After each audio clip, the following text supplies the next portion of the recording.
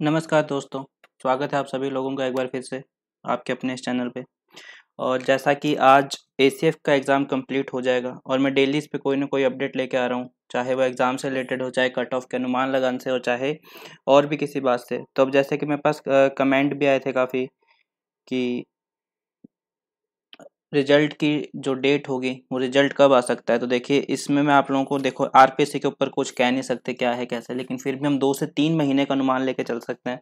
मैं आप लोगों को अभी जो लास्ट ईयर हुआ था आरपीएससी एसीएफ 2011 वो दिखा के उसके उसके बाद हम लोग बात करेंगे कि रिजल्ट की क्या एक्सपेक्टेड डेट हो सकती है। देखो फालतू हवा में बातें करने का कोई मतलब नहीं रहता। कितने गुना अभ्यर्थियों को बुलाया जाएगा ये भी हम बात करेंगे, और लास्ट ईयर की कट ऑफ थी वो भी देख लेंगे, जो भी कट ऑफ रही थी जितनी सीटें थी उस हिसाब से। एक बात और, जैसा कि मैं आप लोगों को बता दूं कि हमारा सर्वे चल रहा है पूरा।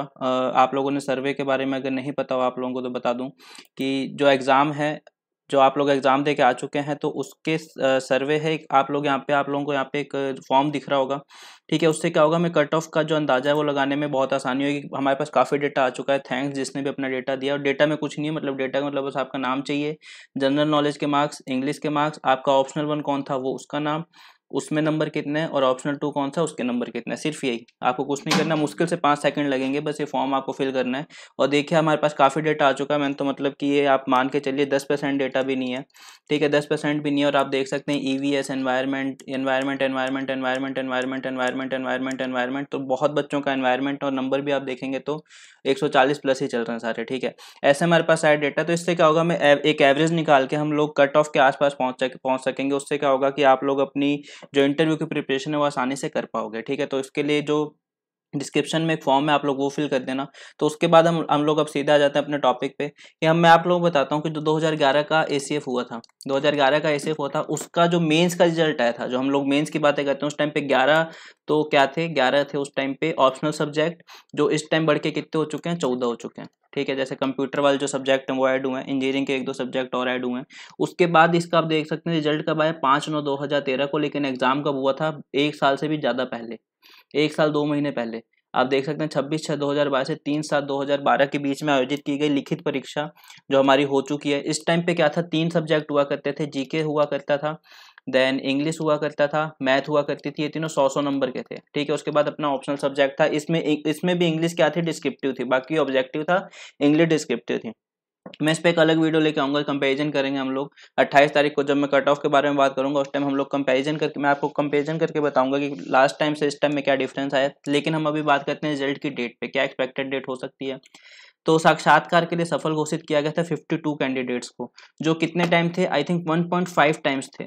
कितनों को पास किया गया, 1.5 टाइम। टोटल जो सीट थी 37 के आसपास थी, ठीक है, 37 के आसपास थी। इसमें किसको, कितनों को, 52 को, तो मतलब 1.5 टाइम। एक दो ऊपर नीचे हो सकते हैं, इसमें कोई प्रॉब्लम नहीं है, ठीक है। उस टाइम क्या ऑफलाइन आवेदन किए जाते थे, तो ये था कि भाई ऑफलाइन वापस भर आप हमें भर के भेज दीजिए, उसके बाद वो होगा। तो ये था, इंटरव्यू के लिए कॉल किए गए। कितने साल बाद रिजल्ट आ रहा है, 1 साल बाद। लेकिन इस टाइम पे प्रॉब्लम क्या थी, उस टाइम प्रॉब्लम चल रही थी, कोर्ट केस था इनके ऊपर, ठीक है। इस वाली भर्ती में कोर्ट केस था, उस कोर्ट केस की वजह से क्या हुआ था, इतना ज्यादा डिले हो गया था। बकायदा इन्होंने लिखा भी था जो फाइनल ज्वाइनिंग होगी वो कोर्ट केस के बाद ही होगी। अब मैं आपको दिखाता हूँ जो फाइनल रिजल्ट आता है, ये देखिए। इंटरव्यू के लिए इन्होंने कब किया, मेंस का रिजल्ट निकाला इन्होंने 5/9/2013 को, और जो फाइनल रिजल्ट था वो दे दिया 1 महीने के अंदर अंदर, ठीक है। फाइनल रिजल्ट क्या था, 1 महीने के अंदर, क्यों, क्योंकि सिर्फ 52 कैंडिडेट का इनको इंटरव्यू लेना था। और 52 में भी आप लोग मान के चलिए मुश्किल से 2 या 3 दिन लगे होंगे, ठीक है। एक दिन में ये 10 से 20 स्टूडेंट का, आराम 20 स्टूडेंट का कम से कम करवा लेते हैं इंटरव्यू। तो इन्होंने साक्षात्कार चला है, देखिए 5 दिन, 5 दिन इनका साक्षात्कार चला था। और जिस दिन इनका इंटरव्यू होता है उस दिन शाम को रिजल्ट आ जाता है, ठीक है। ये ध्यान रखना, लगभग यही होता है, आरएस का केस हो, कोई भी इंटरव्यू का रिजल्ट हो, जिस दिन इंटरव्यू एंड होता है उसके शाम तक या अगली सुबह तक ये लोग रिजल्ट दे देते हैं। तो इन्होंने इसमें बुलाए थे 37 कैंडिडेट को तो पास किया है, और 11 स्टूडेंट की क्या रखी थी, रिजर्व लिस्ट रखी थी। तो ये देखिए 11 की तो क्या थी, इसकी रिजर्व लिस्ट थी, मतलब जिसमें से वेटिंग आएगी, ठीक है, अगर इन 37 में से कोई ज्वाइन नहीं करता है तो। अब इनकी कट ऑफ मार्क्स क्या थे मेंस के, जनरल मेल के लिए 289.14, ठीक है, 289.14 थे। जनरल फीमेल के लिए 285.86, और ओबीसी के लिए 256.66। लेकिन अब ये वाला जो सीन है ये एकदम चेंज हो जाएगा।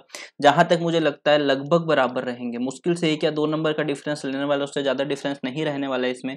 SC ST OBC female candidate available ही नहीं थे, ठीक है। रिजर्व लिस्ट निकाली जनरल वालों के लिए, मतलब रिजर्व लिस्ट का मतलब क्या कि अगर ये ज्वाइन नहीं करते तो उसके बाद, तो इनको 11 स्टूडेंट लेने थे तो 255 तक कट ऑफ चली गई थी।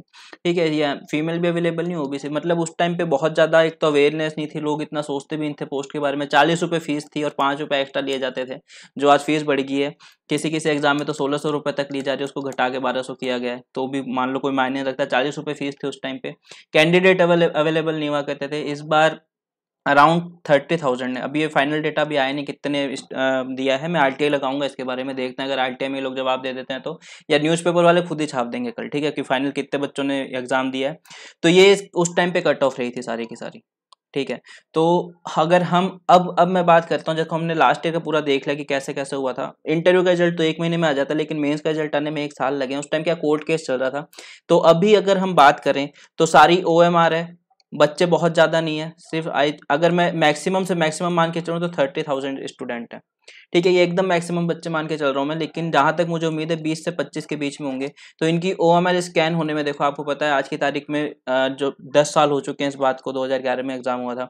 टेक्नोलॉजी बहुत ज़्यादा बढ़ चुकी है, ठीक है। ओएमआर स्कैन करने में बहुत ज़्यादा टाइम नहीं है। आप लोगों ने अगर 2016 की कॉपी के बारे में पढ़ा होगा आरएस की, तो एक दिन में 1 लाख तक के ओएमआर सीट करने की कैपेसिटी के, आई थिंक एक दिन में 1 लाख या कितनी थी मेरे को इतना कंफर्म नहीं है, लेकिन अराउंड 1 लाख कॉपीज थी स्कैन करने तक की क्षमता की इनके पास मशीन है आरपीएससी के पास। तो 30,000 देखो ओएमआर स्कैन करने में कोई बड़ी बात नहीं, आंसर की फीड करो, ओएमआर स्कैन करो, आंसर के उसके बाद आंसर की से मैच करके रिजल्ट निकाल दो, ठीक है।